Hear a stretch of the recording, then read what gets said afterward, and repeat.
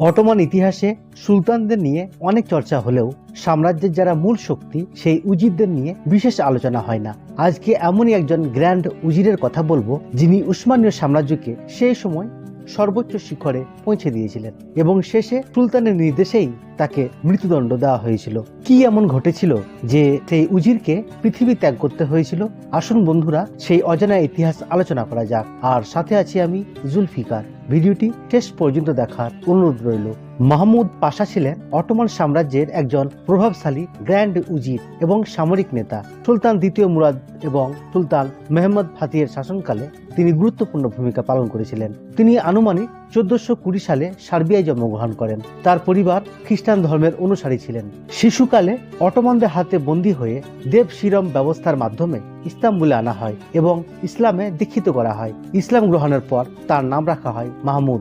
শিক্ষা লাভের পর তিনি